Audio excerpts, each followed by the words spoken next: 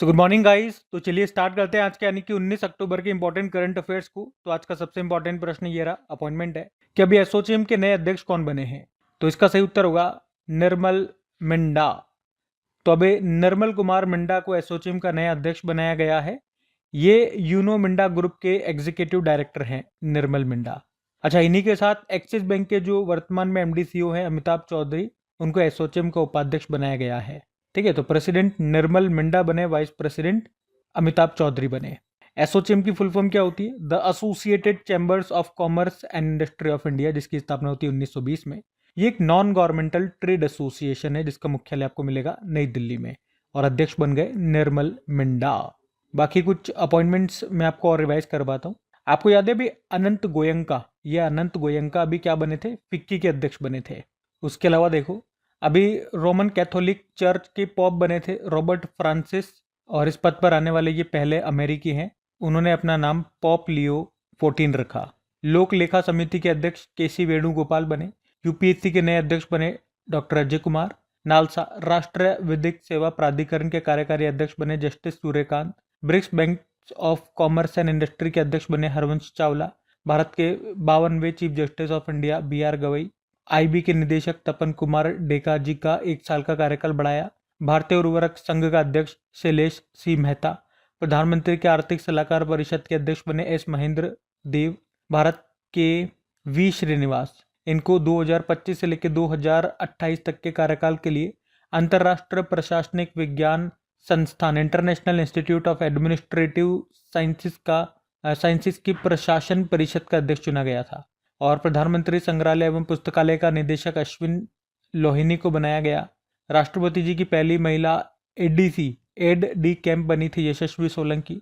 World Anti Doping Agency के president Witold Banka का कार्यकाल बढ़ा दिया गया, या यूं कहूँ कि इनको फिर से अपॉइंट कर दिया। और वर्ल्ड एंटी डोपिंग एजेंसी का मुख्यालय मॉन्ट्रियल कनाडा में है। 80वें संयुक्त राष्ट्र महासभा यूनाइटेड नेशन जनरल असेंबली के अभी 80वें सत्र का अध्यक्ष बनाया गया एनालेना बैरबॉक को, जो जर्मनी से हैं। वर्ल्ड टूरिज्म ऑर्गेनाइजेशन की फर्स्ट वुमेन सेक्रेटरी जनरल बनी शेख नासर अल नोवेसी यूएई से हैं। कॉन्फेडरेशन ऑफ इंडियन इंडस्ट्री भारतीय उद्योग परिषद के अध्यक्ष बने Rajiv Memani. International Big Cat Alliance के अध्यक्ष भूपेंद्र यादव बने, जो पर्यावरण मंत्री हैं। ठीक है, तो ये सारी नियुक्तियां, लगभग 17 अपॉइंटमेंट्स हमने रिवाइज किए, ध्यान में रखना। अगला प्रश्न देखते हैं। फिर अगले में पूछ रहे, अभी हाल ही में wild life photographer of the year 2025 का समग्र पुरस्कार किसने जीता? तो आंसर होगा विम वन डर हिवर। तो अभी 2025 का wild life photographer of the year का अवार्ड साउथ अफ्रीका के फोटोग्राफर विम वन डर हिवर को दिया गया। उन्हें यह अवार्ड उनके फोटो घोस्ट टाउन विजिटर के लिए दिया गया। इस अवार्ड में 18 कैटेगरी होती है, पर सबसे इंपॉर्टेंट कैटेगरी ये ग्रैंड टाइटल को माना जाता है, जो कि आप कह सकते हो एक ओवरऑल कैटेगरी होती है। अच्छा, ये जो इनकी फोटो है, ये कहाँ की फोटो है? तो नामीबिया देश में एक छोड़ी हुई डायमंड माइनिंग वाली गोस्ट टाउन है, जिसे गोस्ट टाउन कहते हैं। मतलब अभी यहाँ पे मानव निवास लगभग खत्म हो चुका है, तो सुनसान पड़े हुए घर हैं सब, जो मतलब इंसान पहले रहा करते थे, जो भी चीज़ें इस्तेमाल करते थे वो सब ऐसे ही पड़ी हुई है, खराब हो चुकी है, टूटी फूटी खंडर सा है, तो गोस्ट टाउन उसको कहते हैं। और इस फोटो में एक ब्राउन हाइना, जो कि दुनिया की सबसे दुर्लभ हाइना प्रजातियों में से एक है, वो रात के समय उस गोस्ट टाउन में घूमती हुई दिखाई दे रही है, और उसी फोटो को कैप्चर किया गया और उस फोटो को नाम दिया गोस्ट टाउन विजिटर। और इसी फोटो के लिए ये जो साउथ अफ्रीका के फोटोग्राफर है विम वॉन डर हिवर, इनको अभी 2025 का wild life photographer of the year का पुरस्कार दिया गया ओवरऑल कैटेगरी में। अच्छा, मैं इसी तरह से आपको याद दिलाऊं एक पॉइंट। अभी world press photo of the year 2025 किसे चुना गया था? समर अबू एलोफ को चुना गया था, जो कि फिलिस्तीनी फोटोग्राफर है। ठीक है, तो वो world press photo of the year का पुरस्कार जीता था। और आज हमने जो पढ़ा वो wild life photographer of the year 2025 के पुरस्कार की बात की है। कुछ और अवार्ड्स देख लो। अभी 34वें सरस्वती सम्मान 2024 के लिए दिया गया साधु भद्रेश दास को, संस्कृत विद्वान है, उनकी पुस्तक स्वामी नारायण सिद्धांत सुधा के लिए।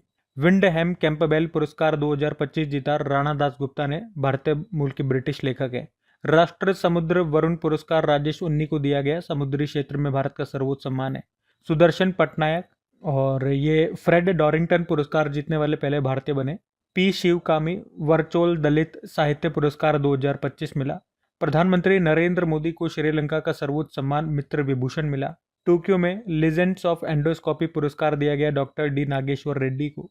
किस राज्य को आधार कार्यान्वयन में उत्कृष्टता के लिए 2 UIDAI पुरस्कारों से सम्मानित किया गया? मेघालय।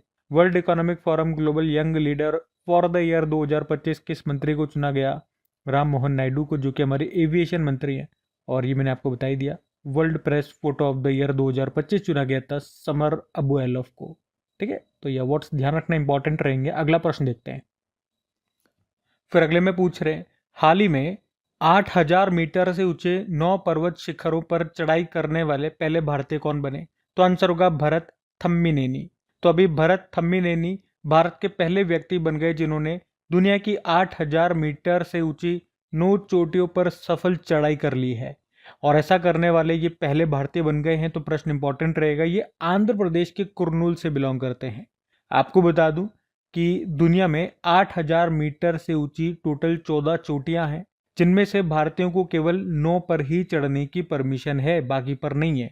आप पूछोगे ऐसा क्यों, बाकी पर भारतीय क्यों नहीं चढ़ सकते? क्योंकि बची हुई 5, 14 में से 9 पे हम चढ़ सकते हैं, तो कितनी बच गई? 5। बाकी 5 पे हम नहीं चढ़ सकते क्योंकि ये पांचों की 5 पाकिस्तान में है और वर्तमान में भारतीय पर्वतारोहियों के लिए ये वर्जित है, वहाँ नहीं जा सकते, नहीं चढ़ सकते, इसीलिए। और भरत की बात करें तो अभी भरत ने अपनी 9वीं चोटी जो चढ़ी थी वो कौन सी थी? वो दुनिया की 6ठी सबसे ऊंची माउंटेन थी, चो ओयू उसको कहते हैं। इसकी ऊंचाई है 8201 मीटर, जो कि चाइना और नेपाल बॉर्डर पर है। तो भरत थम्मीनेनी का नाम ध्यान में रखना। अच्छा, इसी तरह से यहाँ पे कुछ इंपॉर्टेंट प्रश्न मैं आपको रिवाइज कराऊंगा। माउंट एवरेस्ट पर चढ़ने वाले पहले CISF के अधिकारी बने थी कौन? गीता सामोता। ज्योतिरात्रे कौन है? माउंट एवरेस्ट फतेह करने वाली भारत की सबसे उम्रदराज महिला। तेगबीर सिंह, ये भी भारतीय हैं। उम्र इनकी 5 वर्ष थी जब ये माउंट किलिमंजारो को फतेह करने वाले सबसे कम उम्र के एशियाई बने थे। माउंट किलिमंजारो ये अफ्रीका महाद्वीप की सबसे ऊंची चोटी है, जो तंजानिया में आपको मिलेगा। और निमा रिंजी शेरपा की बात करें, दुनिया की 8000 मीटर से ऊंची सभी 14 चोटियों पर चढ़ने वाले सबसे कम उम्र के व्यक्ति ये बन गए। 18 साल उम्र है, नेपाली हैं ये। और पृथ्वी के 7 महाद्वीपों की 7 सबसे ऊंची चोटियों पर चढ़ने वाली दुनिया की सबसे कम उम्र की महिला ये बनी थी काम्या कार्तिकेयन, जो मुंबई से हैं। 17 वर्ष की उम्र में इन्होंने एक कारनामा कर दिया। और 45 वर्ष की उम्र में 2 दिन के अंदर माउंट एवरेस्ट और माउंट लहोत्से पर चढ़ाई पूरी करके London book of world record में किसने अपना नाम दर्ज कराया? तो राकेश कादियान, जो कि हरियाणा से है। और अभी न्यूजीलैंड के माउंट तारानाकी पर्वत को एक कानूनी व्यक्ति के रूप में मान्यता दी गई। और प्रसिद्ध 7 शिखरों पर सफलतापूर्वक चढ़ाई करने वाले सबसे कम उम्र के भारतीय बने थे हैदराबाद के 16 वर्षीय विश्वनाथ कार्तिकेय पादकांती। माउंट एवरेस्ट पर चढ़ने वाली पहली भारतीय दृष्टिबाधित महिला बनी थी छोंजिन अंगमो। ये हिमाचल प्रदेश के किन्नौर की रहने वाली है। ठीक है, तो ये सब तो करंट अफेयर्स के प्रश्न हो गए। ये स्टैटिक देखो। माउंट एवरेस्ट को फतेह करने वाली पहली भारतीय महिला कौन थी? बछेंद्री पाल। और माउंट एवरेस्ट को फतेह करने वाली पहली दिव्यांग भारतीय महिला पूछेंगे तो अरुणिमा सिन्हा थी। ठीक है, तो इसी से संबंधित जैसा हमारा प्रश्न था उसी से संबंधित सारे इंपॉर्टेंट प्रश्न मैं आपके लिए लेकर के आया, ध्यान में रखना। अगला प्रश्न देखते हैं। फिर अगले में पूछ रहे कि भारत की सबसे बड़ी विदेशी विकास परियोजना किस देश में बनाई जा रही है? तो आंसर होगा मंगोलिया। तो भारत अपना सबसे बड़ा विदेशी विकास परियोजना मंगोलिया में बना रहा है। ये प्रोजेक्ट मंगोल ऑयल रिफाइनरी है। प्रोजेक्ट के लिए भारत मंगोलिया को $1.7 बिलियन का लाइन ऑफ क्रेडिट लोन देगा, एक तरह का उधार दे रहे हैं। और ये प्रोजेक्ट 2028 तक बन जाएगा और बनने के बाद यहाँ पर पेट्रोल, डीजल, LPG और एविएशन फ्यूल बनाया जाएगा। और इस तरह से मंगोलिया के रशियन ऑयल पर डिपेंडेंसी कम होगी। मंगोलिया कहाँ पड़ता है भैया? चेरा मैप में मंगोलिया। लोकेशन वाइज आप देखोगे ये एक तरह का लैंडलॉक कंट्री है और रशिया और चीन के बीच में आपको मिलेगा। कैपिटल उलन बतौर हो गई है। करेंसी है मंगोलियन तोगरोक और प्रेसिडेंट है खुरेलसुख उखना। ठीक है, ध्यान रखना। अगला प्रश्न देखते हैं। फिर अगले में पूछ रहे अभी वर्ल्ड बॉक्सिंग कप फाइनल का आयोजन ये किस देश में किया जाएगा? तो आंसर इसका होगा भारत। तो वर्ल्ड बॉक्सिंग कप 31 मार्च को शुरू हुआ, 22 नवंबर तक ये चलेगा। आपको बता दूं, पहले तो ये पॉइंट याद रखना कि ये कंपटीशन पहली बार आयोजित किया जा रहा है और इसका फाइनल ये 15 से लेकर 22 नवंबर तक होगा। कहाँ पे? भारत में भी कहा, नई दिल्ली में। एक्चुअली में ये 3 चरणों में हो रहा है। पहला चरण, पहला फेज 31 मार्च को शुरू हुआ था, 5 अप्रैल तक चला। तो जो पहला फेज था वो 31 मार्च को शुरू हुआ था, 5 अप्रैल तक चला था, वो होता ब्राज़ील में। और दूसरा फेज ये 30 जून को शुरू हुआ था, 7 जुलाई तक चला था अस्ताना कजाकिस्तान में। और अब जो फाइनल होगा ये नवंबर में होगा, भारत में होगा। भारत में भी कहा, नई दिल्ली में। वर्ल्ड बॉक्सिंग कप की हम बात कर रहे हैं। ये एक इंटरनेशनल बॉक्सिंग टूर्नामेंट है, चैंपियनशिप है, हर साल आयोजित की जाएगी अब से। अब इसका पहला एडिशन हुआ, ऑर्गेनाइज किया वर्ल्ड बॉक्सिंग ने, जिसकी स्थापना होती है अप्रैल 2023 में। हेडक्वार्टर लुज़ेन स्विट्जरलैंड में है। और बॉक्सिंग से याद आएगा, अभी वर्ल्ड बॉक्सिंग चैंपियनशिप 2025 हुआ था, कहाँ पे? लिवरपूल, इंग्लैंड में। और यहाँ पे भारत ने 4 मेडल जीते थे, 2 गोल्ड थे। जैस्मिन लंबोरिया और मीनाक्षी हुड्डा ये गोल्ड लेकर के आई थी। भारत, आप देख सकते हो, मेडल टैली में तीसरे स्थान पर रहा, पहले पे कजाकिस्तान था। उसके अलावा अभी पहली बार वर्ल्ड बॉक्सिंग चैंपियनशिप ये कहाँ पर हुआ? लिवरपूल, इंग्लैंड में। और इसका सेकेंड एडिशन 2027 में होगा, अस्ताना कजाकिस्तान में।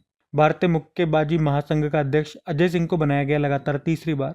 तो ये सब बातें ध्यान में रखना। अगला प्रश्न देखते हैं। फिर अगले में पूछ रहे, अभी हाल ही में सरकारी और निजी, यानी कि सरकारी गवर्नमेंट और प्राइवेट दोनों सेक्टर में मासिक धर्म अवकाश नीति लॉन्च करने वाला देश का पहला राज्य कौन सा है? तो आंसर होगा कर्नाटक।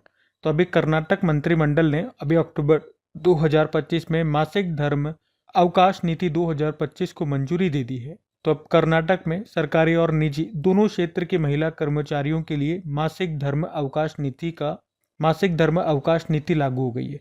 मतलब अब कर्नाटक राज्य की महिला कर्मचारी, चाहे वो सरकारी हो चाहे प्राइवेट में हो, तो हर महीने उनको 1 दिन का मासिक धर्म अवकाश मिलेगा और सवेतन मिलेगा। मतलब सैलरी नहीं कटेगी, सैलरी भी दी जाएगी। और ऐसा करने का उद्देश्य क्या है? कार्यस्थल को अधिक समावेशी और महिलाओं के स्वास्थ्य के प्रति संवेदनशील बनाना। और ऐसा करने वाला पहला राज्य कर्नाटक बन गया। आपको मैं याद दिला दूं, इस तरह की नीति वैसे उड़ीसा, बिहार, केरल जैसे राज्यों में भी लागू है। पर वहाँ और यहाँ पे अंतर क्या है? वहाँ पे केवल सरकारी कर्मचारियों को और ज़्यादा से ज़्यादा छात्राओं को ये फैसिलिटी दी जाती है। प्राइवेट कर्मचारियों के लिए कोई सुविधा इस तरह की उपलब्ध नहीं है। लेकिन यहाँ पे कर्नाटक में अभी प्राइवेट कर्मचारियों के लिए भी ये सुविधा उपलब्ध की है। और ऐसा करने वाला भारत का पहला राज्य बन गया कर्नाटक। अब कर्नाटक ले चलते हैं आपको। ये रहा मैप में कर्नाटक। कैपिटल बंगलुरु हो गई, मुख्यमंत्री सिद्धारमैया गवर्नर हैं थावरचंद गहलोत। उसके अलावा गूगल ने देश में अपना सबसे बड़ा परिसर अनंत कहाँ पर खोला? बंगलुरु। संगीत कलानिधि पुरस्कार 2025 दिया गया R.K. श्रीराम कुमार को। और नृत्य कला निधि पुरस्कार 2025 उर्मिला सत्यनारायण को दिया गया, जिनका संबंध भरतनाट्यम से है। पुरावशेषों का ग्राम स्तरीय सर्वेक्षण पूरा करने वाला पहला राज्य बना कर्नाटक। एशिया में लेवल 5 कार्बन मान्यता प्राप्त करने वाला पहला एयरपोर्ट केम्पेगौड़ा एयरपोर्ट मिला है। Civil defence mock drill operation अभ्यास ही हुआ बंगलुरु में। बाकी टाटा कंपनी और एयरबस, जो कि फ्रांस की कंपनी है, ये कर्नाटक के कोल्लार जिले में भारत का पहला made in India H-125 helicopter assembly plant स्थापित करेंगे। कर्नाटक वन विभाग का ब्रांड एम्बेसडर बनाया गया अनिल कुंबले को। और भारत में अनावृष्टि के कारण व्यापक मानवीय आपदा का पहला ज्ञात ऐतिहासिक दस्तावेज गुट्टाला अभिलेख ये कहाँ पर खोजा गया? कर्नाटक के हावेरी में। और फिनटेक कंपनी स्लाइस, इसने भारत की पहली UPI संचालित बैंक ब्रांच कहाँ पर खोली? बंगलुरु में। ठीक है, तो ये सब बातें ध्यान में रखना। अगला प्रश्न देखते हैं। फिर अगले में पूछ रहे, अभी हाल ही में हमारे जो केंद्रीय रक्षा मंत्री हैं राजनाथ सिंह जी, अभी उन्होंने पहले तेजस लाइट कॉम्बैट एयरक्राफ्ट जिसका नाम है MK-1A, इसका अनावरण कहाँ पर किया? तो आंसर होगा नासिक में। तो भारत का स्वदेशी लड़ाकू विमान लाइट कॉम्बैट एयरक्राफ्ट है तेजस MK-1A, इसका नाम है। ये एक हल्का लड़ाकू विमान है। और अभी पहले तेजस MK-1A लड़ाकू विमान का अनावरण किया हमारे रक्षा मंत्री राजनाथ सिंह ने। कहाँ? हिंदुस्तान एरोनॉटिकल लिमिटेड के नासिक प्लांट में। और अभी यहीं से, मतलब हिंदुस्तान एरोनॉटिकल लिमिटेड के नासिक स्थित प्लांट से ही इसने उड़ान भरी है। आपको बताएं, ये तेजस जो MK-1A है, ये किसकी जगह आ रहा है? ये किसकी जगह लेगा? MiG-21 की, जिसे अभी पूर्ण रूप से रिटायर कर दिया गया। और यहाँ पे एक पॉइंट आप नोट डालना कि हम तेजस जो लाइट कॉम्बैट एयरक्राफ्ट है हमारा MK-1A, इन लड़ाकू विमानों को जिन इंजन के साथ तैयार कर रहे हैं वो इंजन है F404IN20। ये इंजन हम अमेरिका से ले रहे हैं। अमेरिका की कौन सी कंपनी? जनरल इलेक्ट्रिक कंपनी इन इंजनों को बना करके भारत को दे रही है। उसके अलावा हिंदुस्तान एरोनॉटिकल लिमिटेड की बात करें जिसने इसको बनाया है, स्थापना होती है 1940, हेडक्वार्टर बंगलुरु, CMD है DK सुनील, और ये हमारी 14वें नंबर की महारत्न कंपनी बनी थी। उसके अलावा आप देख सकते हो PM मोदी ने कर्नाटक के तुमकुरु में देश के सबसे बड़े हेलीकॉप्टर निर्माण संयंत्र का उद्घाटन किया था। और तेजस जो कि देश का पहला स्वदेशी रूप से विकसित हल्का लड़ाकू विमान है, इसका निर्माण हिंदुस्तान एरोनॉटिकल लिमिटेड ने किया। और HAL ने उन्नत हिंदुस्तान जेट ट्रेनर 36 का नाम बदलकर यशस कर दिया था। और स्वीडन के एक रक्षा कंपनी है साहब, इसने electronics warfare laser warning system 310 के लिए हिंदुस्तान एरोनॉटिकल लिमिटेड के साथ समझौता किया।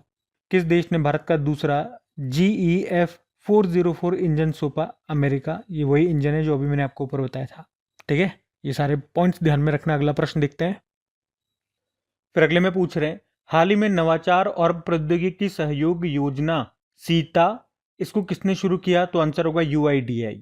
सीता का मतलब हो गया scheme for innovation and technology associated with Aadhaar. तो अभी UIDAI ने भारत की डिजिटल पहचान प्रणाली को और अधिक सुरक्षित, समावेशी और आत्मनिर्भर बनाने के लिए सीता नाम से एक योजना शुरू की है।